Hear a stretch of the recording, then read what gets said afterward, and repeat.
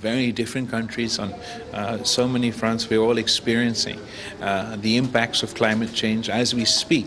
There's a hurricane that is hurtling towards the province of Sindh in Pakistan. And last year, when I was meant to make my trip to your country, my trip was delayed at the last minute because we had the historic floods as a result of last year's monsoons. But I'm very happy to report that despite the challenges that we face, our two countries are working together in energy transition, in creating a green, resilient infrastructure for our people in the future. And I think that there's a lot of areas that both our people can benefit by this cooperation. Despite living far away, we're both suffering from the consequences of climate change, and the government in your country in particular has been a leading voice and a leading advocate for the green energy transition, for the climate agenda in general within Europe. And Pakistan is very excited to partner with our European partners on this ambitious agenda for our green energy transition that not only has positive implications for us, obviously, within the climate context, but also on an economic context. I want to give this opportunity to my friend here to make a statement as well. First of all, Your Excellency, thank you so much for receiving me. I hope to be able to show you the same hospitality in Denmark soon. I think it's a very important agreement that we've signed today. There's no doubt that we share many of the same ambitions. We both want to fight climate change, and we both feel that the international efforts are going too slow. So we need to be front runners in this process. Now, as you rightly said, Your Excellency, Denmark has been going through a green transformation for decades now. And actually one of the main points in our meeting and our talks that we just had was that when we started the transformation in Denmark, we didn't even call it green, because this was in the 1970s. This was before environment and climate change issues were high on the agenda. So why did we do it? We did it because of energy security. And we did it because it makes very good sense also from an economic perspective. And that is really, I think, also at the core of our agreement. And this is something we do for the sake of the climate, but also for the sake of a healthy growth and economy and development. Now, it's also important for me to underline also to the people of Pakistan that we have been very touched when seeing and hearing about the effects of climate change that you are facing every day. And we stand ready to help and assist as much as we can, obviously. Climate change is not something that might happen in a distant future. It's here right now, and you are probably the country in the world that feels that the hardest. Mm-hmm. And the international community definitely needs to be on your side in this, in trying to adapt and trying to remedy the situation as good as you can. And I commend you for the huge effort that you are doing, and we will stand on your side in the future. Thank you. Thank you. Mr. Minister, what is the significance of this green framework in the context of Pakistan's position on climate change, and especially the floods of 2022? You see, Pakistan and as we've mentioned, both Pakistan and Denmark are facing the consequences of climate change, but we're facing it from two different perspectives and two different experiences. Denmark is a developed country. Pakistan is a developing country. We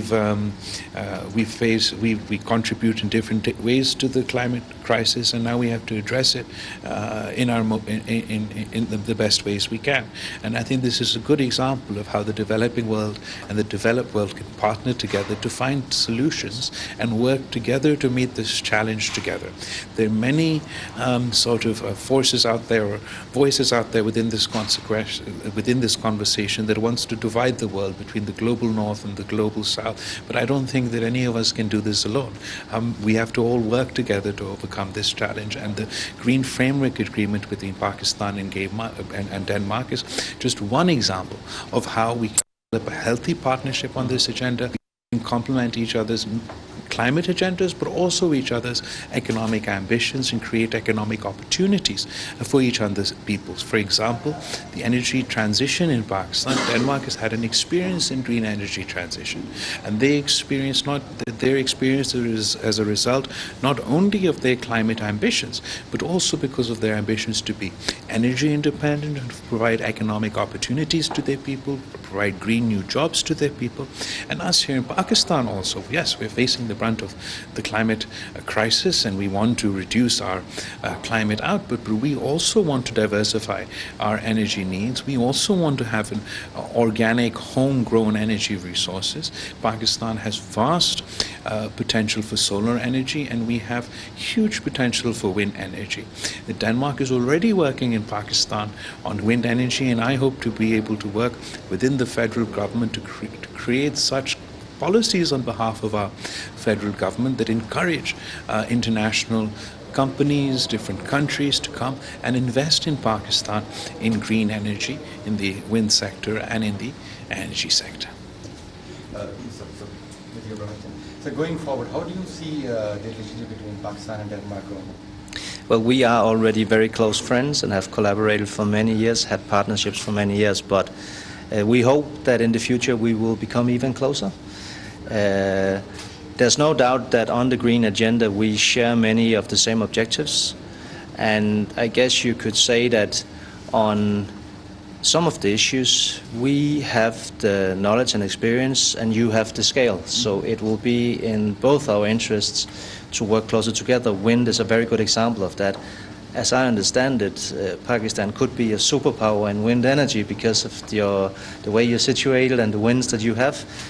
Now, we were the first country in the world to build an offshore wind farm and onshore wind already back in the 1970s. So the decades of experience that we have, we hope to be able to share, and it will be good for both countries. Okay, thank you for taking time to answer my question.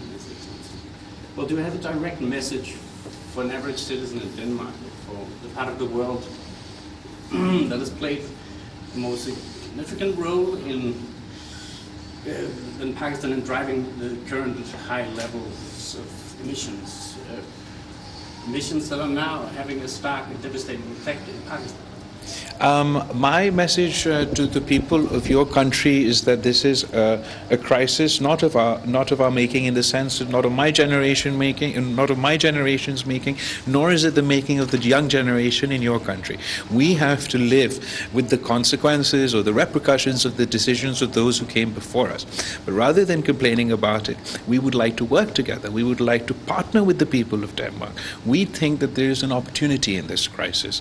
We believe that the experience that, as your minister said, that you've gained firsthand by investing early in green energy, in wind energy, can now benefit places like Pakistan that are experiencing an outsized impact from the climate crisis and climate change. We have about 15,000 megawatt wind corridor potential in Pakistan that I think Danish companies and the Danish private sector can also invest in and benefit from. We're very grateful to the people of Denmark, to the government of Denmark, who supported us during the relief efforts of the last floods, who provided clean drinking water facilities during this sort of peak of the crisis in my home province of Sindh, who were partners with us at the Climate Resilient Pakistan conference that we held in Geneva, where your government also announced support for Pakistan.